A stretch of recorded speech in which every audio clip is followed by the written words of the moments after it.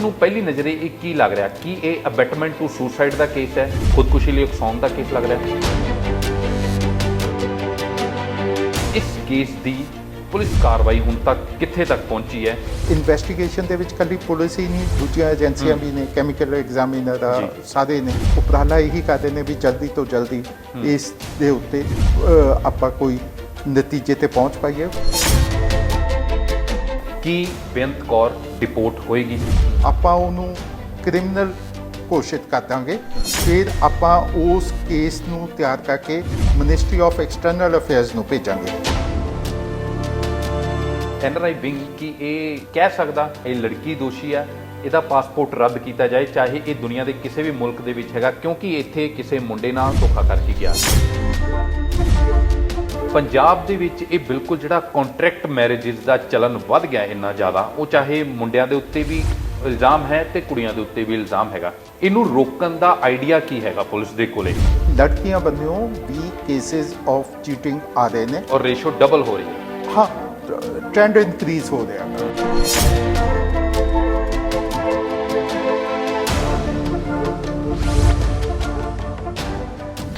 ਸਤਿ ਸ਼੍ਰੀ ਅਕਾਲ, ਦੈਨਿਕ ਸਵੇਰਾ ਟੀਵੀ ਦੇਖ ਰਹੇ ਹੋ ਤੁਸੀਂ। ਮੈਂ ਹਾਂ ਪਮਿਲ ਭਾਟੀਆ। ਪੰਜਾਬ ਦੇ ਵਿੱਚ ਬਹੁਤ ਸਾਰੇ ਨੌਜਵਾਨਾਂ ਦੀ ਜ਼ਿੰਦਗੀ ਦਾ ਮਿਸ਼ਨ ਸਿਰਫ ਇੰਨਾ ਬਣ ਚੁੱਕਾ ਹੈ ਕਿ ਕਿਸੇ ਤਰ੍ਹਾਂ ਦੇ ਨਾਲ ਵਿਦੇਸ਼ ਪਹੁੰਚ ਜਾਈਏ। ਇਹਦੇ ਕਰਕੇ ਬਹੁਤ ਸਾਰੇ ਲੋਕ ਫਰਜ਼ੀ ਡਾਕੂਮੈਂਟ ਤਿਆਰ ਕਰਦੇ ਨੇ, ਸਪਾਂਸਰਸ਼ਿਪ ਖਰੀਦਦੇ ਨੇ, ਜਾਂ ਇੱਕ ਨਵਾਂ ਚਲਨ ਬਹੁਤ ਜ਼ਿਆਦਾ ਵਧਿਆ ਹੈ ਕਿ ਪੰਜਾਬ ਦੇ ਵਿੱਚ ਬਹੁਤ ਸਾਰੀਆਂ ਕੰਟਰੈਕਟ ਮੈਰਿਜਸ ਹੋਣ ਲੱਗ ਪਈਆਂ ਨੇ। ਲਵਪ੍ਰੀਤ ਤੇ ਬੇਅੰਤ ਕੌਰ ਦੇ ਕੇਸ ਨੇ ਦੁਬਾਰਾ ਇਸ ਮੁੱਦੇ ਨੂੰ ਚਰਚਾ ਦੇ ਵਿੱਚ ਲੈ ਆਂਦਾ ਹੈ।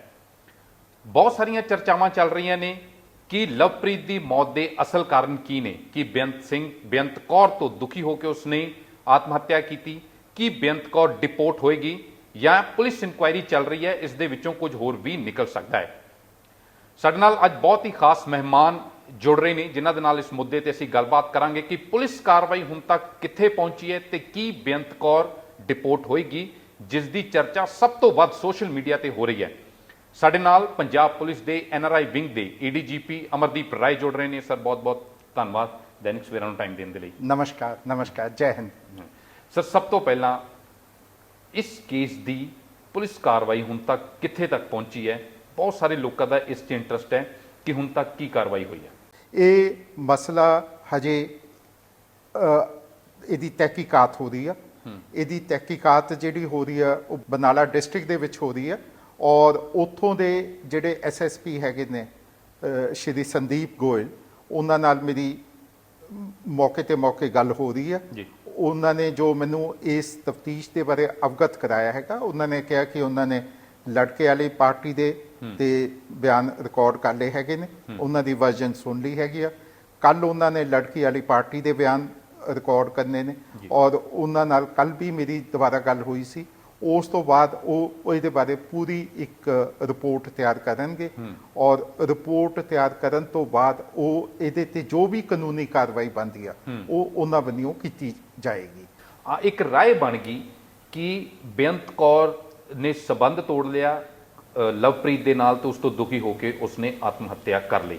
ਕਾਰਨ ਕੁਝ ਵੀ ਨਿਕਲੇ, ਪੁਲਿਸ ਨੂੰ ਪਹਿਲੀ ਨਜ਼ਰੇ ਇਹ ਕੀ ਲੱਗ ਰਿਹਾ ਕਿ ਇਹ ਅਬੈਟਮੈਂਟ ਟੂ ਸੁਸਾਈਡ ਦਾ ਕੇਸ ਹੈ, ਖੁਦਕੁਸ਼ੀ ਲਈ ਉਕਸਾਉਣ ਦਾ ਕੇਸ ਲੱਗ ਰਿਹਾ? ਸਪੋਜ਼ ਕਰੋ ਇਸ ਕੇਸ ਦੇ ਵਿੱਚ ਇਹ ਡਿਸਾਈਡ ਹੋਣਾ ਕਿ ਇਹ ਸੁਸਾਈਡ ਹੈਗੀ ਆ ਜਾਂ ਹੋਰ ਕਿਸੇ ਕਾਰਨ ਕਰਕੇ ਮੌਤ ਹੋਈ ਆ, ਤਾਂ ਉਹਦੀਆਂ ਪ੍ਰੋਸੈਸਿਸ ਨਹੀਂ ਗਈਆਂ। ਉਹਦਾ ਬੱਚੇ ਦਾ ਵਿਸਰਾ ਲਿਆ ਜਾਏਗਾ, ਵਿਸਰਾ ਲੈ ਕੇ ਉਹ ਕੈਮੀਕਲ ਐਗਜ਼ਾਮੀਨਰ ਨੂੰ ਭੇਜਿਆ ਜਾਏਗਾ, ਕੈਮੀਕਲ ਐਗਜ਼ਾਮੀਨਰ ਤੋਂ ਚੈੱਕ ਹੋਏਗਾ ਵੀ ਮੌਤ ਦਾ ਕਾਰਨ ਕੀ ਆ, ਪੋਸਟਮਾਰਟਮ ਹੁੰਦਾ, ਸਾਰਾ ਕੁਝ। ਇਹ ਸਾਰੀਆਂ ਚੀਜ਼ਾਂ ਲਿਖਤੀ ਪੜ੍ਹਤੀ ਕਰਨੀਆਂ ਹੁੰਦੀਆਂ ਨੇ, ਔਰ ਇਹਨਾਂ ਬਾਰੇ ਕਿਆਸ ਰਾਈਆਂ ਲਾਉਣੀਆਂ ਗਲਤ ਹੋ ਜਾਂਦਾ, ਕਿਉਂਕਿ ਉਹ ਕਈ ਵਾਰੀ ਇਹਨਾਂ ਦੀਆਂ ਕਿਆਸ ਰਾਈਆਂ, ਆਪਣੀਆਂ ਕਿਆਸ ਰਾਈਆਂ, ਉਹ ਜੱਜ ਦਾ ਮਾਈਂਡ ਜਾਂ ਪੁਲਿਸ ਦਾ ਮਾਈਂਡ ਬਾਇਸ ਕਰ ਸਕਦੀਆਂ ਨੇ। ਇੱਕ ਸਵਾਲ ਹੈ ਜਿਹੜਾ ਹਰ ਜ਼ੁਬਾਨ ਤੇ, ਜ਼ਿਆਦਾਤਰ ਜ਼ੁਬਾਨ ਤੇ ਆਇਆ ਹੋਇਆ ਕਿ ਬੇਅੰਤ ਕੌਰ ਡਿਪੋਰਟ ਹੋਏਗੀ। ਇਹਦਾ ਪ੍ਰੋਸੈਸ ਕੀ ਹੈਗਾ ਔਰ ਇਹਦੇ ਚਾਂਸਿਸ ਕੀ ਲੱਗ ਰਹੇ ਤੁਹਾਨੂੰ? ਦੇਖੋ, ਜਿਹੜਾ ਡਿਪੋਰਟੇਸ਼ਨ ਦਾ ਮਸਲਾ ਹੈਗਾ, ਮੈਂ ਪਹਿਲਾਂ ਵੀ ਇਹ ਕਿਹਾ ਹੈਗਾ, ਇਹ ਡਿਪੋਰਟੇਸ਼ਨ ਦਾ ਮਸਲਾ ਜਿਹੜਾ ਹੁੰਦਾ, ਇਹ ਦੋ ਦੇਸ਼ਾਂ ਦੇ ਵਿੱਚ ਇੱਕ ਟ੍ਰੀਟੀ ਦੇ ਬੇਸਿਸ ਤੇ ਹੁੰਦਾ। ਐਕਸਟ੍ਰੈਡੀਸ਼ਨ ਟ੍ਰੀਟੀਜ਼ ਹੁੰਦੀਆਂ ਨੇ ਜਿਹੜੀਆਂ ਕਈ ਕੰਟਰੀਜ਼ ਨੇ ਸਾਈਨ ਕੀਤੀਆਂ ਹੁੰਦੀਆਂ ਨੇ, ਔਰ ਉਹਦੇ 'ਚ ਉਹ ਕ੍ਰਾਈਮ ਕਲਾਸੀਫਾਈ ਕੀਤੇ ਹੁੰਦੇ ਨੇ ਵੀ ਆ ਜੇ ਕੋਈ ਬੰਦਾ ਕ੍ਰਾਈਮ ਕਰਦਾ ਤਾਂ ਉਹ ਡਿਪੋਰਟੇਸ਼ਨ ਦਾ ਉਹ ਹੋ ਸਕਦਾ, ਸਬਜੈਕਟ ਹੋ ਸਕਦਾ ਹੈਗਾ। ਸੋ ਉਹ ਇੱਕ ਜੁਡੀਸ਼ੀਅਲ ਪ੍ਰੋਸੈਸ ਹੁੰਦਾ ਡਿਪੋਰਟੇਸ਼ਨ ਦਾ, ਜਿਹੜਾ ਜੁਡੀਸ਼ੀਅਲ ਪ੍ਰੋਸੈਸ ਆਪਣੇ ਦੇਸ਼ ਦੇ ਵਿੱਚ ਹੀ ਨਹੀਂ, ਇੱਥੇ ਇੰਡੀਆ 'ਚ ਨਹੀਂ, ਉਹਦੀ ਜਸਟੀਫਿਕੇਸ਼ਨ ਔਰ ਉਹਦੀ ਇੱਕ ਰੀਵੈਲੀਡੇਸ਼ਨ ਉਹਦੀ ਦੂਜੀ ਕੰਟਰੀ 'ਚ ਵੀ ਹੁੰਦੀ ਹੈ। ਸਪੋਜ਼ ਕਰੋ ਜੇ ਤੁਸੀਂ ਆ ਲਵਪ੍ਰੀਤ ਤੇ ਬੇਅੰਤ ਕੌਰ ਦਾ ਮਸਲਾ ਕਹਿ ਦਿਓ, ਸਾਰਿਆਂ ਨਾਲੋਂ ਪਹਿਲਾਂ ਆਪਾਂ ਨੂੰ ਆਪਣੇ ਦੇਸ਼ ਦੇ ਵਿੱਚ, ਇੰਡੀਆ ਦੇ ਵਿੱਚ, ਭਾਰਤ ਦੇ ਵਿੱਚ ਔਰ ਪੰਜਾਬ ਦੇ ਵਿੱਚ, ਬਰਨਾਲੇ ਦੇ ਵਿੱਚ ਇਹ ਪ੍ਰੂਵ ਕਰਨਾ ਪਏਗਾ ਕਿ ਬੇਅੰਤ ਕੌਰ ਨੇ ਕ੍ਰਾਈਮ ਕੀਤਾ ਹੈਗਾ। ਜਦੋਂ ਆਪਣੀ ਪ੍ਰੋਸੈਸ ਇੱਥੋਂ ਕੰਪਲੀਟ ਹੋ ਜਾਏਗੀ, ਆਪਾਂ ਉਹਨੂੰ ਕ੍ਰਿਮੀਨਲ ਘੋਸ਼ਿਤ ਕਰ ਦਾਂਗੇ। ਫਿਰ ਆਪਾਂ ਉਸ ਕੇਸ ਨੂੰ ਤਿਆਰ ਕਰਕੇ ਮਿਨਿਸਟਰੀ ਆਫ ਐਕਸਟਰਨਲ ਅਫੇਅਰਸ ਨੂੰ ਭੇਜਾਂਗੇ। ਆਪਣਾ ਪੁਲਿਸ ਦੇ ਥਰੂ ਜਿਹੜੀ ਇੱਕ ਸੀਬੀਆਈ ਏਜੰਸੀ ਆ, ਉਹਦੇ ਵਿੱਚ ਇੱਕ ਇੰਟਰਪੋਲ ਸੈੱਲ ਬਣਿਆ ਹੋਇਆ।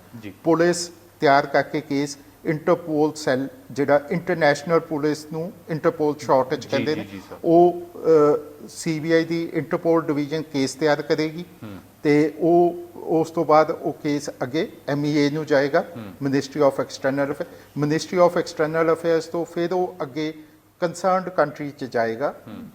ਸਪੋਜ਼ ਕਰੋ ਇਹ ਕੈਨੇਡਾ 'ਚ ਤਾਂ ਓਨਟਾਰੀਓ ਪ੍ਰੋਵਿੰਸ 'ਚ, ਕਿੰਗਸਟਨ 'ਚ, ਤੇ ਉਹ ਉੱਥੇ ਜਾਏਗਾ। ਫਿਰ ਉੱਥੋਂ ਦੀ ਕੋਰਟ ਦੇ ਵਿੱਚ ਉਹ ਜਿਹੜੀ ਆਪਣੀ ਇੱਥੋਂ ਦੀ ਫਾਈਂਡਿੰਗ ਆ ਉਹਨੂੰ ਦੁਬਾਰਾ ਰੀਵੈਲੀਡੇਟ ਕੀਤਾ ਜਾਏਗਾ, ਔਰ ਰੀਵੈਲੀਡੇਟ ਕਰਨ 'ਚ ਬਹੁਤ ਸਮਾਂ ਲੱਗ ਜਾਂਦਾ।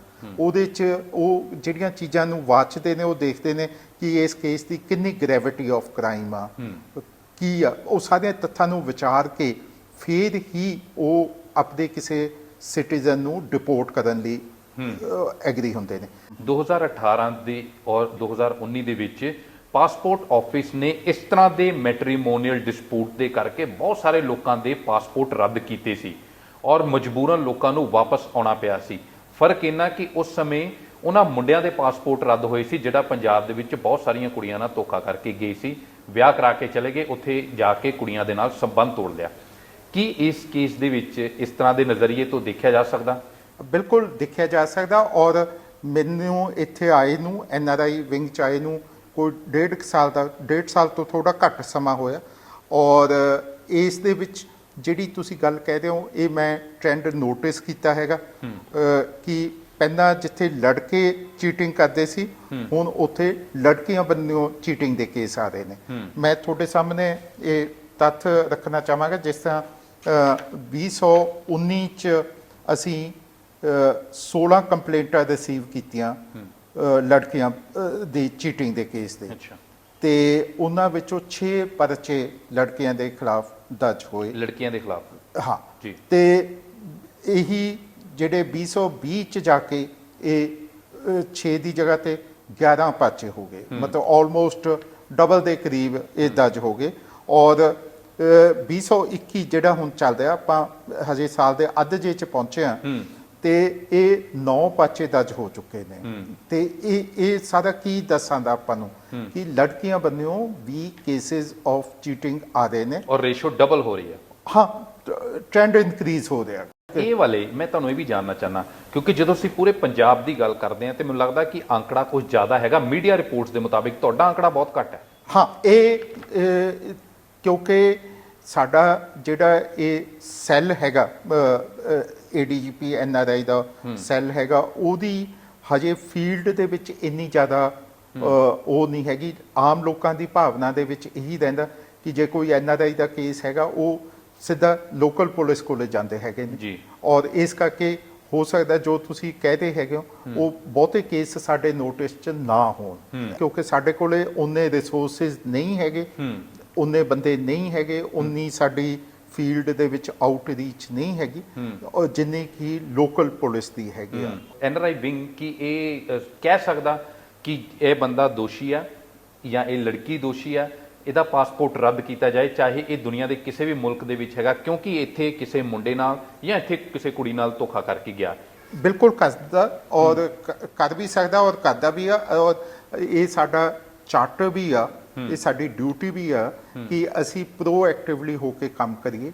ਔਰ ਫੋਰ ਇੰਸਟੈਂਸ ਪਿਛਲੇ ਸਾਲ ਦੇ ਵਿੱਚ ਅਸੀਂ 10 ਇਹੋ ਜਿਹੇ ਕੇਸ ਹੈਗੇ ਨੇ ਜਿੱਥੇ ਸਾਨੂੰ ਇਹ ਕਲੈਰਿਟੀ ਹੋਈ ਕਿ ਲੜਕੇ ਚੀਟਿੰਗ ਕਰਕੇ ਗਏ ਹੈਗੇ ਨੇ। ਇਹ ਲੜਕੀਆਂ ਨਾਲ ਇੱਥੇ ਬਹੁਤ ਵੱਡੀ ਚੀਟਿੰਗ ਕੀਤੀ ਆ ਉਹਨਾਂ ਨੇ। ਉਹਨਾਂ ਦੇ ਅਸੀਂ ਉਹ ਕੀਤਾ, ਮੂਵ ਕੀਤਾ, ਪਾਸਪੋਰਟ ਰੱਦ ਕਰਾਇਆ। ਹਾਂ, ਔਰ ਨਾਲ ਦੀ ਨਾਲ ਇਹਦੇ ਨਾਲ ਜਿਹੜੀ ਸਾਡੀ ਨਾਰਮਲ ਪੁਲਿਸ ਦੀ ਕਾਰਵਾਈ ਹੁੰਦੀ ਹੈ, ਜਿਹੜਾ ਕਿ ਜ਼ਿਲ੍ਹਾ ਪੁਲਿਸ ਵੱਲੋਂ ਵੀ ਕੀਤਾ ਜਾਂਦਾ, ਅਸੀਂ ਉਹਨਾਂ ਨੂੰ ਆਫਟਰ ਇਨਵੈਸਟੀਗੇਸ਼ਨ ਉਹਨਾਂ ਨੂੰ ਪ੍ਰੋਕਲੇਮਡ ਆਫੈਂਡਰ ਡਿਕਲੇਅਰ ਕਰਾਇਆ। ਅੱਛਾ, ਪ੍ਰੋਕਲੇਮਡ ਆਫੈਂਡਰ ਡਿਕਲੇਅਰ ਕਰਾਉਣ ਦੇ ਨਾਲ ਨਾਲ ਇੱਕ ਜਿਹੜਾ ਅਸੀਂ ਹੋਰ ਇਹ ਯੂਜ਼ ਕਰਨਾ ਸ਼ੁਰੂ ਕੀਤਾ ਕਿ ਮੈਂ ਆਪਣੇ ਮਿਨਿਸਟਰੀ ਆਫ ਐਕਸਟਰਨਲ ਅਫੇਅਰਸ ਦੇ ਵਿੱਚ ਆਪਣਾ ਇੱਕ ਇੰਡੀਅਨ ਓਵਰਸੀਜ਼ ਡਿਵੀਜ਼ਨ ਆ, ਜਿਹੜੀ ਕਿ ਸਪੈਸ਼ਲੀ ਜਿਹੜੇ ਆਪਣਾ ਡਿਆਸਪੋਰਾ ਹੈਗਾ, ਆਪਣੇ ਲੋਕ ਬਾਹਰ ਹੈਗੇ ਨੇ, ਉਹਨਾਂ ਦੇ ਬਾਰੇ ਖਿਆਲ ਰੱਖਦੀ ਹੈ। ਤੇ ਉਹਨਾਂ ਦੇ ਨਾਲ ਗੱਲਬਾਤ ਕਰਕੇ ਉਹਨਾਂ ਨੂੰ ਰਿਕੁਐਸਟ ਕਰਕੇ ਉਹਨਾਂ ਨੂੰ ਡਿਟੇਲਸ ਭੇਜ ਕੇ ਇਹ ਫੋਲੋ ਅਪ ਵੀ ਕਰਾਇਆ ਵੀ ਇਹਨਾਂ ਬੰਦੇ ਜਿਹੜੇ ਆਪਣੇ ਇੱਥੇ ਕੋਈ ਚੀਟਿੰਗ ਕਰਕੇ ਗਏ ਨੇ ਉਹਨਾਂ ਦੇ ਖਿਲਾਫ ਉੱਥੇ ਪ੍ਰੋਪਰ ਕਾਰਵਾਈ ਹੋ ਪਾਏ, ਕਿਉਂਕਿ ਬਾਹਰਲੇ ਦੇਸ਼ 'ਚ ਆਪਾਂ ਸਿੱਧੀ ਕਾਰਵਾਈ ਨਹੀਂ ਕਰ ਸਕਦੇ। ਬਿਲਕੁਲ, ਉਹ ਜਿਹੜੀ ਕਾਰਵਾਈ ਕਰਨੀ ਪੈਣੀ ਆ ਉਹ ਡਿਪਲੋਮੈਟਿਕ ਚੈਨਲ ਦੇ ਥਰੂ ਹੀ ਹੋਣੀ ਆ।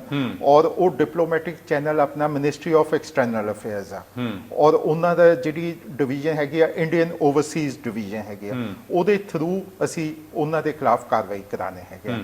ਪਰ ਹੁਣ ਜਿਹੜੀਆਂ ਮੀਡੀਆ ਰਿਪੋਰਟਸ ਆ ਰਹੀਆਂ ਨੇ ਰਾਜ ਸਾਹਿਬ ਪਿਛਲੇ ਕੁਝ ਦਿਨਾਂ ਦੇ ਵਿੱਚ ਕਿ ਕਈ 100 ਲੜਕੀਆਂ ਨੇ ਜਾਂ ਕਈ 100 ਮੁੰਡੇ ਵੀ ਹੈਗੇ ਆ ਜਿਹੜੇ ਪੰਜਾਬ ਦੇ ਵਿੱਚ ਕੁੜੀਆਂ ਦੇ ਨਾਲ ਜਾਂ ਮੁੰਡਿਆਂ ਦੇ ਨਾਲ ਧੋਖਾ ਕਰਕੇ ਗਏ ਹੋਏ ਆ, ਵਾਪਸ ਨਹੀਂ ਪਰਤੇ, ਉਹਨਾਂ ਨੇ ਆਪਣਾ ਲਿੰਕ ਤੋੜ ਲਿਆ। ਕਿ ਇਸ ਤਰ੍ਹਾਂ ਦੀ ਰეკਮੈਂਡੇਸ਼ਨ ਆਉਂਦੇ ਦਿਨਾਂ 'ਚ ਵਧਣਗੀਆਂ ਕਿ ਉਹਨਾਂ ਦੇ ਪਾਸਪੋਰਟ ਰੱਦ ਕੀਤੇ ਜਾਣ ਤਾਂ ਕਿ ਬਹੁਤ ਸਾਰੇ ਲੋਕ ਸਿੱਖ ਲੈਣਗੇ ਜਿਨ੍ਹਾਂ ਦੇ ਜ਼ਹਿਨ 'ਚ ਚੱਲਦਾ ਹੋਏਗਾ ਵੀ ਇਸ ਤਰ੍ਹਾਂ ਠੱਗੀ ਮਾਰੀ ਜਾ ਸਕਦੀ ਹੈ। ਇਹ ਜਿਹੜੀ ਕੇਸਿਸ ਹੋਏ ਨੇ ਜਿੱਥੇ ਕਿ ਲੜਕੀ ਨਹੀਂ ਲੈ ਕੇ ਗਈ ਜਾਂ ਲੜਕਾ ਨਹੀਂ ਲੈ ਕੇ ਗਿਆ, ਆਪਾਂ ਨੂੰ ਇਸ ਚੀਜ਼ ਦਾ ਹਜੇ ਪ੍ਰੋਪਰ ਆਈਡੀਆ ਨਹੀਂ ਹੈਗਾ ਕਿ ਆਇਆ ਇਹ ਉੱਥੇ ਪ੍ਰੋਸੈਸਿਸ ਉਹਨਾਂ ਨੇ ਕੰਪਲੀਟ ਕਰ ਲਿਆ, ਕਿਆ ਕੋਵਿਡ ਦੀਆਂ ਕੋਈ ਰਿਸਟ੍ਰਿਕਸ਼ਨ ਕਰਕੇ ਨਹੀਂ ਉਹ ਜਾ ਪਾਏ ਜਾਂ ਕਿ ਉਹਨਾਂ ਦਾ ਉੱਥੇ ਫਾਲਟ ਹੈਗਾ ਵੀ ਉਹਨਾਂ ਨੇ ਪ੍ਰੋਸੈਸਿਸ ਹੀ ਨਹੀਂ ਕੰਪਲੀਟ ਕੀਤੀਆਂ। ਤੇ ਇਹ ਆਪਾਂ ਨੂੰ ਹਜੇ ਕਲੈਰਿਟੀ ਨਹੀਂ ਹੈਗੀ ਇਹ ਇਸ ਇਸ਼ੂ ਨੂੰ। ਮਤਲਬ ਇਹ ਹਜੇ ਦੇਖਣਾ ਹੋਏਗਾ ਕਿ ਕੋਵਿਡ ਦੀਆਂ ਪਾਬੰਦੀਆਂ ਕਰਕੇ ਲਵਪ੍ਰੀਤ ਨੂੰ ਉੱਥੇ ਬੁਲਾ ਨਹੀਂ ਪਾਈ ਜਾਂ ਵਾਕਿਆ ਹੀ ਬੇਅੰਤ ਕੌਰ ਨੇ ਕੋਸ਼ਿਸ਼ ਹੀ ਨਹੀਂ ਕੀਤੀ ਉਹਨੂੰ ਬੁਲਾਉਣ ਦੀ। ਮੈਂ ਲਵਪ੍ਰੀਤ ਦੀ ਗੱਲ ਨਹੀਂ ਕਰ ਰਿਹਾ, ਮੈਂ ਸਾਰੇ ਬਾਕੀ ਵੀ ਜਿਸ ਤਰ੍ਹਾਂ ਤੁਸੀਂ ਕਹਿ ਰਹੇ ਹੋ ਵੀ ਪੰਜਾਬ 'ਚ ਕਿ ਹੁਣ ਬੜਾ ਉਛਾਲਾ ਆਇਆ ਹੈਗਾ ਜਿੱਥੇ ਲੜਕੀਆਂ ਦੇ ਅਗੇਂਸਟ ਇੱਕ ਕੰਪਲੇਂਟ ਆ ਰਹੀਆਂ ਨੇ ਵੀ ਉਹ ਬੱਚਿਆਂ ਨੂੰ ਬੁਲਾ ਨਹੀਂ ਰਹੀਆਂ ਹੈਗੀਆਂ, ਲੜਕਿਆਂ ਨੂੰ ਬੁਲਾ ਨਹੀਂ ਰਹੀਆਂ ਹੈਗੀਆਂ।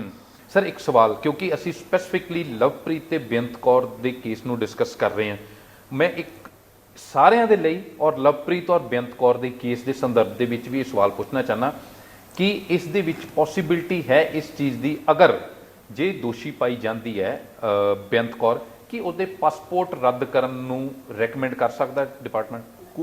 ਅਸੀਂ ਤਾਂ ਇਸ ਬੇਸਿਸ ਤੇ ਚੱਲਦੇ ਹਾਂ ਕਿ ਜੇ ਕਿਸੇ ਬੰਦੇ ਨੇ ਇੰਡੀਆ ਦੇ ਵਿੱਚ ਕੋਈ ਕ੍ਰਾਈਮ ਕੀਤਾ ਹੈਗਾ ਔਰ ਉਹ ਕ੍ਰਾਈਮ ਕਰਕੇ ਬਾਹਰ ਚਲਿਆ ਗਿਆ ਹੈਗਾ, ਤੇ ਇਹ ਸਾਡੀ ਡਿਊਟੀ ਹੈਗੀ ਆ ਕਿ ਅਸੀਂ ਉਸ ਕ੍ਰਿਮੀਨਲ ਨੂੰ ਲੋਕਲ ਕੋਰਟ ਦੇ ਸਾਹਮਣੇ ਪੇਸ਼ ਕਰੀਏ ਤਾਂ ਕਿ ਉਹ ਲੋਕਲ ਕੋਰਟ ਉਹਦੇ ਕ੍ਰਾਈਮ ਦੇ ਬਾਰੇ ਵੈਰੀਫਾਈ ਕਰ ਪਾਏ, ਉਹਦੀ ਜੋ ਡਿਊ ਪ੍ਰੋਸੈਸ ਆਫ ਲਾਅ ਉਹ ਟੇਕ ਪਲੇਸ ਹੋ ਪਾਵੇ, ਤਾਂ ਹੀ ਆਪਣੇ ਪ੍ਰੋਕਲੇਮਡ ਅਫੈਂਡਰ ਆਪਣਾ ਕੋਰਟ ਡਿਕਲੇਅਰ ਕਰ ਦਿਆ। ਸੋ ਉਹ ਜਿਹੜੀਆਂ ਪ੍ਰੋਸੈਸਿਸ ਨੇ, ਜੋ ਵੀ ਸਟਿਪੂਲੇਟਡ ਪ੍ਰੋਸੈਸਿਸ ਨੇ, ਉਹ ਸਾਰੀਆਂ ਇਸ ਕੇਸ 'ਚ ਵੀ ਅਪਲਾਈ ਕਰਨਗੀਆਂ ਜੋ ਦੂਜੇ ਕੇਸਿਸ 'ਚ ਅਪਲਾਈ ਕਰਦੀਆਂ ਨੇ। ਸੋ ਅਕੋਰਡਿੰਗਲੀ ਆਪਾਂ ਇਹ ਨਹੀਂ ਕਹਿ ਸਕਦੇ ਵੀ ਇਹ ਹੋਏਗਾ ਕਿ ਨਹੀਂ ਹੋਏਗਾ, ਪਰ ਜੋ ਵੀ ਰਿਟਨ ਪ੍ਰੋਸੈਸਿਸ ਹੈਗੀਆਂ ਨੇ ਉਹ ਇਹਦੇ 'ਚ ਕੰਪਲਾਈ ਕੀਤੀਆਂ ਜਾਣਗੀਆਂ। ਕੋਈ ਇਹਨੂੰ ਕੇਸ ਨੂੰ ਆਪਾਂ ਇਹ ਨਹੀਂ ਵੀ ਇਸ ਕੇਸ 'ਚ ਆਪਾਂ ਆ ਨਹੀਂ ਕਰਨਾ ਹੈਗਾ, ਜੋ ਵੀ ਰਿਟਨ ਪ੍ਰੋਸੈਸਿਸ ਆਪਣਾ ਕਾਇਦਾ ਕਾਨੂੰਨ ਬਣਿਆ ਹੋਇਆ ਉਹ ਇਹਦੇ 'ਚ ਵੀ ਅਪਲਾਈ ਕੀਤਾ ਜਾਏਗਾ। ਪੰਜਾਬ ਦੇ ਵਿੱਚ ਇਹ ਬਿਲਕੁਲ ਜਿਹੜਾ ਕੰਟਰੈਕਟ ਮੈਰਿਜਸ ਦਾ ਚਲਨ ਵੱਧ ਗਿਆ ਇੰਨਾ ਜ਼ਿਆਦਾ, ਉਹ ਚਾਹੇ ਮੁੰਡਿਆਂ ਦੇ ਉੱਤੇ ਵੀ ਇਲਜ਼ਾਮ ਹੈ ਤੇ ਕੁੜੀਆਂ ਦੇ ਉੱਤੇ ਵੀ ਇਲਜ਼ਾਮ ਹੈਗਾ, ਇਹਨੂੰ ਰੋਕਣ ਦਾ ਆਈਡੀਆ ਕੀ ਹੈਗਾ ਪੁਲਿਸ ਦੇ ਕੋਲੇ? ਜਾਂ ਤੁਹਾਨੂੰ ਲੱਗਦਾ ਕਿ ਸਮਾਜ ਦਾ ਆਪਣੀ ਗਿਰਾਵਟ ਹੈਗੀ ਹੈ ਕਿ ਤੁਸੀਂ ਸੋਚ ਲਿਆ ਵੀ ਇੱਕ ਡੀਲ ਕਰ ਲਈ ਔਰ ਜੂਆ ਖੇਲਤਾ, ਤੋੜ ਦਿੱਤਾ? ਦੇਖੋ ਇਹ ਬੜਾ ਥੋੜਾ ਸੀਰੀਅਸ ਕੁਐਸਚਨ ਹੈਗਾ, ਔਰ ਇਹ ਸੀਰੀਅਸ ਕੁਐਸਚਨ ਇਸ ਕਰਕੇ ਵੀ ਹੈਗਾ ਕਿਉਂਕਿ ਇਹਦੇ ਤੇ ਆਪਣੇ ਪੰਜਾਬ ਦਾ ਭਵਿੱਖ ਵੀ ਡਿਪੈਂਡ ਕਰਦਾ। ਬਿਲਕੁਲ। ਜੇ ਆਪਾਂ ਆਪਣੀ ਨਵੀਂ ਪਨੀਰੀ ਨੂੰ ਇਸ ਤਰ੍ਹਾਂ ਹੀ ਗਵਾਉਂਦੇ ਰਹੇ ਔਰ ਆਪਣੀ ਨਵੀਂ ਪਨੀਰੀ ਇੱਥੋਂ ਛੱਡ ਕੇ ਬਾਹਰਲੇ ਦੇਸ਼ਾਂ 'ਚ ਜਾ ਕੇ ਜੇਲ੍ਹਾਂ 'ਚ ਸੜਦੀ ਰਹੀ ਤਾਂ ਆਪਣੇ ਲਈ ਇਦੋਂ ਵੱਡੀ ਨਮੋਸ਼ੀ ਨਹੀਂ ਹੋਏਗੀ। ਬਿਲਕੁਲ। ਸੋ ਜਿੱਥੋਂ ਤਾਈਂ ਪੰਜਾਬ ਸਰਕਾਰ ਹੈਗੀ ਆ ਉਹਦਾ ਇਹ ਉਪਰਾਲਾ ਹੈਗਾ ਕਿ ਇਹਨੂੰ ਆਪਾਂ ਜੇ ਲੋਕਾਂ ਦੇ ਵਿੱਚ ਬਾਹਰ ਜਾਣ ਦਾ ਇੱਕ ਕਰੇਜ਼ ਹੈਗਾ, ਇੱਕ ਭਾਵਨਾ ਹੈਗੀ, ਉਸ ਨੂੰ ਆਪਾਂ ਕੰਸਟਰਕਟਿਵਲੀ ਕਿਵੇਂ ਉਹ ਕਰ ਸਕਦੇ ਹਾਂ। ਤੇ ਉਹਦੇ ਤਹਿਤ ਮੇਰੀ ਗੱਲਬਾਤ ਹੁੰਦੀ ਰਹਿੰਦੀ ਹੈਗੀ ਆ। ਪੰਜਾਬ ਦੀ ਜਿਹੜੀ ਘਰ ਘਰ ਰੋਜ਼ਗਾਰ ਯੋਜਨਾ ਦੇ ਤਹਿਤ ਇੱਕ ਆਪਾਂ ਨੇ ਸਕਿੱਲ ਡਿਵੈਲਪਮੈਂਟ ਦਾ ਸਪੈਸ਼ਲ ਮਹਿਕਮਾ ਖੋਲ੍ਹਿਆ ਹੈਗਾ। ਉਸ ਸਕਿੱਲ ਡਿਵੈਲਪਮੈਂਟ ਦੇ ਮਹਿਕਮੇ ਦੇ ਤਹਿਤ ਆਪਾਂ ਨੇ ਇੱਕ foreign study and placement cell ਸ਼ੁਰੂ ਕੀਤਾ। ਉਹਦੇ 'ਚ ਆਪਾਂ ਬੱਚਿਆਂ ਨੂੰ ਗਾਈਡ ਕਰਦੇ ਹਾਂ ਕਿ ਤੁਸੀਂ ਕਿਹੜੇ ਕਾਲਜ 'ਚ ਜਾਣਾ, ਕਿਹੜੀ ਯੂਨੀਵਰਸਿਟੀ 'ਚ ਜਾਣਾ, ਔਰ ਉਸ ਕਾਲਜ ਤੇ ਯੂਨੀਵਰਸਿਟੀ ਦੀ ਇੱਕ ਅਥੈਂਟੀਕੇਸ਼ਨ ਸਰਕਾਰ ਵੱਲੋਂ ਕੀਤੀ ਜਾਂਦੀ ਹੈ ਵੀ ਇਹ ਵਾਜਿਬ ਕਾਲਜ ਆ। ਕਈ ਵਾਰੀ ਇਹ ਹੁੰਦਾ ਕਿ ਆਪਾਂ ਨੂੰ ਟਰੈਵਲ ਏਜੰਟ ਇਹੋ ਜਿਹੇ ਕਾਲਜਸ 'ਚ ਭੇਜ ਦਿੰਦੇ ਨੇ ਜਿਹੜੇ ਉੱਥੇ ਕਾਲਜ ਹੁੰਦੇ ਹੀ ਨਹੀਂ। ਲੋਕਾਂ ਨੇ ਆਪਣੇ ਇੱਕ ਕਮਰੇ ਦੇ ਉੱਤੇ ਲਿਖ ਕੇ ਲਾਇਆ ਹੈ ਕਾਲਜ ਹੈ, ਕਾਗਜ਼ਾਂ 'ਚ ਕਾਲਜ ਹੁੰਦੇ, ਉੱਥੇ ਜਾ ਕੇ ਹੁੰਦੇ ਕਾਲਜ ਨਹੀਂ ਹੁੰਦੇ। ਪਰ ਇਹ ਵੀ ਗੱਲ ਹੈ ਸਰ ਕਿ ਅਗਰ ਸਰਕਾਰ ਨੇ ਇਹ ਡਿਪਾਰਟਮੈਂਟ ਖੋਲ੍ਹਿਆ, ਇੱਕ ਵੱਖਰਾ ਵਿਵਸਥਾ ਕੀਤੀ ਹੈ ਕਿ ਇੱਥੋਂ ਤੁਸੀਂ ਆਈਲੈਟਸ ਕਰ ਸਕਦੇ ਹੋ ਜਾਂ ਇੱਥੋਂ ਪਤਾ ਲਗਾ ਸਕਦੇ ਹੋ ਵੀ ਅਸੀਂ ਫੋਰਨ ਦੇ ਵਿੱਚ, ਦੁਨੀਆ ਦੇ ਵਿੱਚ ਕਿਹੜੇ ਕਾਲਜ ਯੂਨੀਵਰਸਿਟੀ 'ਚ ਐਡਮਿਸ਼ਨ ਲੈ ਸਕਦੇ, ਪਰ ਬਹੁਤ ਸਾਰੇ ਲੋਕਾਂ ਨੂੰ ਪਤਾ ਹੀ ਨਹੀਂ ਹੈਗਾ। ਤੁਹਾਨੂੰ ਲੱਗਦਾ ਕਿ ਇੱਥੇ ਇੱਕ ਫੇਲੀਅਰ ਰਹਿ ਗਿਆ ਕਿ ਉਹਦੀ ਅਵੇਅਰਨੈਸ, ਜਾਗਰੂਕਤਾ, ਜਾਣਕਾਰੀ ਲੋਕਾਂ ਤੱਕ ਪਹੁੰਚੀ ਨਹੀਂ। ਫਿਰ ਵੀ ਲੋਕ ਅੱਜ ਵੀ ਟਰੈਵਲ ਏਜੰਟਾਂ ਦਾ ਜਾਂ ਆਈਲੈਟ ਸੈਂਟਰਾਂ ਦਾ ਜਾਂ ਕੰਟਰੈਕਟ ਮੈਰਿਜਾਂ ਦਾ ਸ਼ਿਕਾਰ ਹੋ ਰਹੇ ਨੇ, ਬਾਅਦ 'ਚ ਮੁੰਡੇ ਵੀ ਮਰਵਾ ਰਹੇ ਔਰ ਪਛਤਾ ਵੀ ਰਹੇ। ਬਿਲਕੁਲ। ਔਰ ਇਹਦੇ 'ਚ ਨਾ ਮੈਂ ਥੋੜ੍ਹਾ ਜਿਹਾ ਕਿਉਂਕਿ ਜਿਹੜਾ ਆਹ ਵਕਤ ਆਪਣੇ ਉੱਤੇ ਰਿਹਾ, ਕੋਵਿਡ ਦਾ ਵਕਤ ਰਿਹਾ, ਇਹ ਬਹੁਤ ਆਪਣੇ ਤੇ ਭਾਰ ਰਿਹਾ। ਆਪਾਂ ਉਸ ਦਾ ਲੋਕਾਂ ਨਾਲ ਵਿਚਰ ਨਹੀਂ ਪਾਏ ਜਿਸ ਤਰ੍ਹਾਂ ਕਿ ਆਪਾਂ ਵਿਚਰਨਾ ਚਾਹੁੰਦੇ ਸੀ। ਤੇ ਉਹ ਕੋਵਿਡ ਦੀਆਂ ਰਿਸਟ੍ਰਿਕਸ਼ਨਸ ਨੇ ਕਾਫੀ ਪ੍ਰੋਬਲਮ ਕੀਤੀ ਹੈ। ਪ੍ਰੋਫੈਸਰ ਜਿਹੜੇ ਇਸ ਸੈੱਲ ਦੇ ਇੰਚਾਰਜ ਨੇ ਉਹਨਾਂ ਨਾਲ ਮੇਰੀ ਗੱਲਬਾਤ ਹੁੰਦੀ ਰਹਿੰਦੀ ਆ ਤੇ ਉਹਨਾਂ ਨੇ ਹੁਣੀ ਮੈਨੂੰ ਕੁਝ ਦਿਨ ਪਹਿਲਾਂ ਜਦੋਂ ਉਹਨਾਂ ਨਾਲ ਮੇਰੀ ਗੱਲ ਹੋਈ ਤੇ ਉਹਨਾਂ ਨੇ ਦੱਸਿਆ ਕਿ 15 ਫਰਵਰੀ ਤੋਂ ਉਹਨਾਂ ਨੇ ਇਹ ਸੈੱਲ ਸ਼ੁਰੂ ਕੀਤਾ ਸੀ, ਇਸ ਸਾਲ 15 ਫਰਵਰੀ ਤੋਂ, ਔਰ ਹੁਣ ਤਾਈਂ ਉਹਨਾਂ ਨੇ ਕੋਈ 500 ਬੱਚੇ ਨੂੰ ਇਹਦੀ ਆਨਲਾਈਨ ਕੋਚਿੰਗ ਦਿੱਤੀ ਆ। ਕਿਉਂਕਿ ਆਪਣੀਆਂ ਜਿਹੜੀਆਂ ਕੋਵਿਡ ਦੀਆਂ ਰਿਸਟ੍ਰਿਕਸ਼ਨਾਂ ਆ ਗਈਆਂ, ਇਹਦੇ ਨਾਲ ਆਪਾਂ ਬੱਚਿਆਂ ਨੂੰ ਇਨਵਾਈਟ ਨਹੀਂ ਕਰ ਸਕਦੇ ਇੱਥੇ। ਜੇ ਬੱਚੇ ਇੱਥੇ ਆਉਣਗੇ, ਮੈਂ ਖੁਦ ਜਾ ਕੇ, ਕਿਉਂਕਿ ਮੈਨੂੰ ਵੀ ਉਹਨਾਂ ਦਾ ਇੱਕ ਅਹਿਸਾਸ ਹੈਗਾ ਕਿ ਇਹ ਆਪਣੀ ਨਵੀਂ ਪਨੀਰੀ ਹੈ, ਇੱਥੇ ਰਵੇ, ਪੰਜਾਬ 'ਚ ਰਵੇ। ਜੇ ਬਾਹਰ ਜਾਣਾ ਵੀ ਚਾਹੁੰਦੀ ਹੈ ਤਾਂ ਉਹ ਕਾਇਦੇ ਕਾਨੂੰਨ ਦੇ ਮੁਤਾਬਕ ਬਾਹਰ ਜਾਵੇ। ਮੈਂ ਖੁਦ ਜਾ ਕੇ ਉਹਨਾਂ ਨੂੰ ਐਡਰੈਸ ਕਰਨਾ ਚਾਹੂੰਗਾ, ਗੱਲਬਾਤ ਕਰਨਾ ਚਾਹੂੰਗਾ, ਆਪਣੇ ਬੱਚੇ ਨੇ। ਪਰ ਉਹ ਆਪਾਂ ਸਾਰੀਆਂ ਇਹ ਚੀਜ਼ਾਂ ਕਰ ਨਹੀਂ ਪਾਏ ਇਸ ਕਰਕੇ ਕਿਉਂਕਿ ਕੋਵਿਡ ਦੀਆਂ ਰਿਸਟ੍ਰਿਕਸ਼ਨਾਂ ਰਹੀਆਂ। ਕਈ ਵਾਰੀ ਤਾਂ ਇਹ ਹੁੰਦਾ ਕਿ ਆਈਲੈਟ ਸੈਂਟਰ ਤੋਂ ਜਿਹੜੇ ਕਰਕੇ ਜਾਂਦੇ ਨੇ ਉੱਥੇ ਕੈਨੇਡਾ ਤੋਂ ਡਿਪੋਰਟ ਹੋ ਜਾਂਦੇ ਨੇ ਕਿਉਂਕਿ ਉਹਨਾਂ ਨੂੰ ਕੈਨੇਡਾ ਲਿਖਣਾ ਵੀ ਨਹੀਂ ਆਉਂਦਾ ਹੁੰਦਾ, ਉਹਦੇ ਵੀ ਸਪੈਲਿੰਗ ਨਹੀਂ ਆਉਂਦੇ। ਸੋ ਇਹ ਬੇਸਿਕਲੀ ਇਹ ਵੀ ਇੱਕ ਕਿਸਮ ਦਾ ਨੈਕਸਸ ਚੱਲ ਰਿਹਾ ਕਿ ਕਿਹਾ ਜਾਂਦਾ ਕਿ ਆਈਲੈਟਸ ਦੇ ਬੈਂਡ ਵੀ ਵਿਕਦੇ ਆ ਹੁਣ। ਕੋਈ ਮਤਲਬ ਤੁਹਾਨੂੰ ਚੱਲਦੇ ਫਿਰਦੇ ਇਸ ਤਰ੍ਹਾਂ ਦੇ ਲੋਕ ਮਿਲ ਜਾਂਦੇ ਆ ਜਿਹੜੇ ਕਹਿ ਦਿੰਦੇ ਆ ਅਸੀਂ 1 ਲੱਖ ਰੁਪਏ ਪਰ ਬੈਂਡ ਚਾਰਜ ਕਰਾਂਗੇ, ਦੱਸੋ ਕਿੰਨੇ ਬੈਂਡ ਚਾਹੀਦੇ, 7 ਚਾਹੀਦੇ, 8 ਚਾਹੀਦੇ। ਇਹ ਇਸ ਤਰ੍ਹਾਂ ਦੇ ਵੀ ਇੱਕ ਨੈਕਸਸ ਚੱਲ ਰਿਹਾ। ਇਹ ਇਸ ਕਰਕੇ ਆ ਕਿ ਆਪਣੀ ਜਿਹੜੀ ਪੰਜਾਬੀ ਸੋਸਾਇਟੀ ਆ ਉਹ ਬਹੁਤ ਕੰਪੀਟੀਟਿਵ ਸੋਸਾਇਟੀ ਆ। ਉਹ ਜਦੋਂ ਕੋਈ ਆਪਦਾ ਟਾਰਗੇਟ ਫਿਕਸ ਕਰ ਲੈਂਦੇ ਨੇ, ਉਸ ਟਾਰਗੇਟ ਅਚੀਵ ਕਰਨ ਨੂੰ ਉਹ ਹਰ ਇੱਕ ਚੀਜ਼ ਐਟ ਸਟੇਕ ਲਾ ਦਿੰਦੇ ਨੇ, ਉਹ ਗੈਂਬਲ ਕਰ ਦਿੰਦੇ ਨੇ। ਪੰਜਾਬ 'ਚ ਤੇ ਕਿਹਾ ਜਾਣ ਲੱਗਾ ਕਿ ਪੰਜਾਬ ਦਾ ਬ੍ਰੇਨ ਡਰੇਨ ਹੋ ਗਿਆ ਪੂਰੀ ਤਰ੍ਹਾਂ ਨਾਲ, ਬਹੁਤ ਬੁਰੀ ਤਰ੍ਹਾਂ ਨਾਲ ਹੋ ਰਿਹਾ। ਮਤਲਬ ਪੰਜਾਬ ਦੇ ਵਿੱਚ ਪੰਜਾਬ ਦਾ ਯੂਥ ਰਹਿਣਾ ਹੀ ਨਹੀਂ ਚਾਹੁੰਦਾ। ਹੁਣ ਹਰ ਹੀਲੇ ਬਾਹਰ ਜਾਣਾ ਔਰ ਕਿਸੇ ਤਰ੍ਹਾਂ ਨਾਲ ਚੱਲ ਜੇ, ਔਰ ਉਹਦਾ ਨਤੀਜਾ ਇਹ ਠੱਗੀਆਂ। ਠੱਗੀਆਂ, ਕਿਉਂਕਿ ਆਪਾਂ ਇੰਨੇ ਕੰਪੀਟੀਟਿਵ ਹੋ ਗਏ ਵੀ ਆਹ ਚੀਜ਼ ਪ੍ਰਾਪਤੀ ਕਰਨੀ ਆ ਭਾਵੇਂ ਕਿਸ ਤਰ੍ਹਾਂ ਕਰੀਏ, ਕਿਸੇ ਤਰ੍ਹਾਂ ਨਾਲ ਕਰੀਏ। ਸਰ, ਕੀ ਬੇਅੰਤ ਕੌਰ ਲਵਪ੍ਰੀਤ ਕੇਸ ਦੀ ਪੁਲਿਸ ਇਨਵੈਸਟੀਗੇਸ਼ਨ ਕਦੋਂ ਤੱਕ ਪੂਰੀ ਹੋ ਜਾਣੀ ਹੈ? ਘੱਟੋ ਘੱਟ ਲੋਕਾਂ ਨੂੰ ਇੱਕ ਨਤੀਜੇ ਦੀ ਸਮਝ ਆਏ ਕਿ ਹੋਣ ਕੀ ਲੱਗਾ ਔਰ ਇਸ ਮਸਲੇ ਚੋਂ ਨਿਕਲਿਆ ਕੀ? ਇਹ ਦੇਖੋ, ਇਨਵੈਸਟੀਗੇਸ਼ਨ 'ਚ ਜਾਂ ਉਹਦੇ 'ਚ ਆਪਾਂ ਕੋਈ ਸਮਾਂਬੰਧ ਤਾਂ ਨਹੀਂ ਕਰ ਸਕਦੇ, ਪਰ ਅੱਜ ਵੀ ਜਿਸ ਤਰ੍ਹਾਂ ਮੈਂ ਉਹਨਾਂ ਦੇ ਉੱਥੇ ਜਿਹੜੇ ਡੀਐਸਪੀ ਹੈਗੇ ਨੇ ਉਹਨਾਂ ਨਾਲ ਗੱਲਬਾਤ ਕੀਤੀ ਹੈਗੀ ਤੇ ਉਹਨਾਂ ਤੋਂ ਪਤਾ ਕੀਤਾ ਵੀ ਇਹਦੇ 'ਚ ਜਿਹੜੀਆਂ ਪ੍ਰੋਸੈਸਿਸ ਨੇ ਉਹ ਸਾਰੀਆਂ ਤੁਸੀਂ ਕੀਤੀਆਂ ਵੀਆਂ ਨੇ ਤੇ ਉਹਨਾਂ ਨੇ ਮੈਨੂੰ ਦੱਸਿਆ ਵੀ ਹਾਂ ਪ੍ਰੋਸੈਸਿਸ ਕੀਤੀਆਂ ਵੀਆਂ ਨੇ।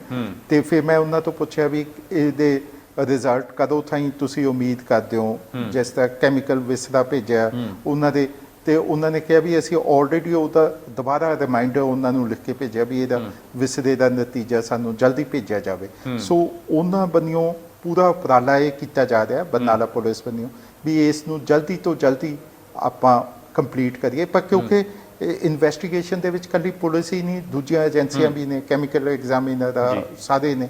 ਸੋ ਉਹਨਾਂ ਨੂੰ ਨਾਲ ਲੈ ਕੇ ਉਪਰਾਲਾ ਇਹੀ ਕਰਦੇ ਨੇ ਵੀ ਜਲਦੀ ਤੋਂ ਜਲਦੀ ਇਸ ਦੇ ਉੱਤੇ ਆਪਾਂ ਕੋਈ ਨਤੀਜੇ ਤੇ ਪਹੁੰਚ ਪਾਈਏ। ਪਰ ਇਨ ਆਲ ਇਹ ਮਦਭਾਗੀ ਘਟਨਾ ਹੈਗੀ ਇਹ ਸਾਰਿਆਂ ਨੂੰ ਦੇ ਮਨ ਨੂੰ ਦੁਖੀ ਕਰਨ ਵਾਲੀ ਘਟਨਾ। ਕੋਈ ਵੀ ਆਪਣਾ ਪੰਜਾਬ ਦਾ ਨੌਜਵਾਨ ਜੇ ਕਿਸੇ ਦੀ ਡੈਥ ਹੁੰਦੀ ਹੈ ਤਾਂ ਔਰ ਇਹੋ ਜਿਹੇ ਸਰਕਮਸਟੈਂਸ ਦੁੱਖ ਸਾਰਿਆਂ ਲਈ ਹੋਣਾ ਚਾਹੀਦਾ, ਦੁੱਖ ਸਾਰਿਆਂ ਲਈ ਹੈਗਾ। ਔਰ ਆਪਾਂ ਉਸ ਦੁੱਖ ਦੇ ਘੜੀ ਦੇ ਵਿੱਚ ਆਪਾਂ ਥੋੜਾ ਜਿਹਾ ਉਹ ਰੱਖੀਏ, ਸੰਜਮ ਰੱਖੀਏ, ਆਪਾਂ ਇਮੋਸ਼ਨਲ ਨਾ ਹੋਈਏ, ਪਰ ਆਪਾਂ ਪੁਲਿਸ ਨੂੰ ਪ੍ਰੋਪਰ ਤਫਤੀਸ਼ ਕਰਨ ਦਾ ਮੌਕਾ ਦੇਈਏ। ਇਹੀ ਮੇਰੀ ਸਾਰੇ ਲੋਕਾਂ ਨੂੰ ਅਪੀਲ ਹੈਗੀ। ਠੀਕ ਹੈ, ਬਹੁਤ ਧੰਨਵਾਦ ਸਰ ਸਮਾਂ ਦੇਣ ਦੇ ਲਈ। ਅਮਰਦੀਪ ਸਿੰਘ ਰਾਏ ਜਿਨ੍ਹਾਂ ਨੇ ਕਿਹਾ ਕਿ ਕੁਝ ਹੀ ਦਿਨਾਂ ਦੇ ਵਿੱਚ ਪੁਲਿਸ ਇਨਵੈਸਟੀਗੇਸ਼ਨ ਜਿਹੜੀ ਹੈ ਪੂਰੀ ਹੋਏਗੀ, DNA ਟੈਸਟ ਕੀਤੇ ਜਾ ਰਿਹਾ ਹੈ ਔਰ NRI ਵਿੰਗ ਹੈ ਬਹੁਤ ਸਾਰੇ ਇਸ ਤਰ੍ਹਾਂ ਦੇ ਧੋਖੇਧੜੀ ਦੇ ਕੇਸਾਂ ਦੇ ਵਿੱਚ, ਇਸ ਤਰ੍ਹਾਂ ਦੇ ਅਸੀਂ ਅਜੇ ਨਾ ਵੀ ਕਹੀਏ ਕਿਉਂਕਿ ਇਨਵੈਸਟੀਗੇਸ਼ਨ ਜਾਰੀ ਹੈ। NRI ਵਿੰਗ ਬਹੁਤ ਸਾਰੇ ਕੇਸਾਂ ਦੇ ਵਿੱਚ ਜਿਨ੍ਹਾਂ ਦੇ ਵਿੱਚ ਇਹ ਮੰਨਿਆ ਗਿਆ ਕਿ ਧੋਖਾਧੜੀ ਹੋਈ ਹੈ ਉਹਨਾਂ ਦੇ ਪਾਸਪੋਰਟ ਰੱਦ ਕਰਨ ਦੀ ਸਿਫਾਰਿਸ਼ ਕਰ ਚੁੱਕਿਆ ਹੈਗਾ। ਜੇਕਰ ਇਸ ਕੇਸ ਨੂੰ ਲੈ ਕੇ ਵੀ ਕੱਲ ਨੂੰ ਇਹ ਕਾਨੂੰਨੀ ਤੌਰ ਦੇ ਉੱਤੇ ਸਾਬਿਤ ਹੋ ਜਾਂਦਾ ਹੈ ਕਿ ਬੇਅੰਤ ਕੌਰ ਨੇ ਧੋਖਾ ਕੀਤਾ ਹੈਗਾ ਲਵਪ੍ਰੀਤ ਦੇ ਨਾਲ, ਤਾਂ AS ਰਾਏ ਦਾ ਕਹਿਣਾ ਕਿ ਡਿਪਾਰਟਮੈਂਟ ਦੇ ਅਕੋਰਡਿੰਗ ਜਿਹੜੀ ਕਾਰਵਾਈ ਬਣਦੀ ਹੋਏਗੀ ਉਹ ਕੀਤੀ ਜਾਏਗੀ। ਯਾਨੀ ਕਿ ਫਿਰ ਜਿਹੜਾ ਪਾਸਪੋਰਟ ਰੱਦ ਹੈ ਉਹ ਬੇਅੰਤ ਕੌਰ ਦਾ ਵੀ ਹੋ ਸਕਦਾ ਹੈ। ਹਾਲਾਂਕਿ ਡਿਪੋਰਟ ਕਰਨ ਦਾ ਪ੍ਰੋਸੈਸ ਜਿਹੜਾ ਉਹ ਟੈਕਨੀਕਲ ਹੈ ਔਰ ਸਾਲਾਂ ਬੱਧੀ ਬਹੁਤ ਲੰਬਾ ਹੈਗਾ, ਪਰ ਇਸ ਮਸਲੇ 'ਚ ਇੰਸਟੈਂਟ ਕਾਰਵਾਈ ਕੀਤੀ ਜਾ ਸਕੇਗੀ ਜੇ ਬੇਅੰਤ ਕੌਰ ਦੋਸ਼ੀ ਪਾਈ ਜਾਂਦੀ ਹੈ, ਕਿਉਂਕਿ ਇਸ ਤਰ੍ਹਾਂ ਦੇ ਬਹੁਤ ਸਾਰੇ ਕੇਸਾਂ ਦੇ ਵਿੱਚ ਪਾਸਪੋਰਟ ਰੱਦ ਕੀਤੇ ਜਾ ਚੁੱਕੇ ਨੇ। ਇਸ ਸਾਲ ਵੀ ਰეკਮੈਂਡ ਕੀਤਾ ਹੈ NRI ਵਿੰਗ ਨੇ ਤੇ 2018-19 ਦੇ ਵਿੱਚ ਵੀ ਐਗਜ਼ਾਮਪਲ ਬਹੁਤ ਪਈਆਂ ਨੇ ਜਿਨ੍ਹਾਂ ਨੇ ਧੋਖਾਧੜੀ ਕੀਤੀ, ਉਹਨਾਂ ਦੇ ਪਾਸਪੋਰਟ ਰੱਦ ਕੀਤੇ ਗਏ ਤੇ ਮਜਬੂਰਨ ਉਹਨਾਂ ਲੋਕਾਂ ਨੂੰ ਵਾਪਸ ਪੰਜਾਬ ਭਾਰਤ ਪਰਤਣਾ ਪਿਆ। ਦੇਸ਼ ਦੁਨੀਆ ਦੀ ਬਾਕੀ ਖਬਰਾਂ ਦੇ ਲਈ ਬਨੇ ਰਹੋ ਦੈਨਿਕ ਸਵੇਰਾ ਦੇ ਨਾਲ। ਫਿਲਹਾਲ ਦੇ ਲਈ ਧੰਨਵਾਦ।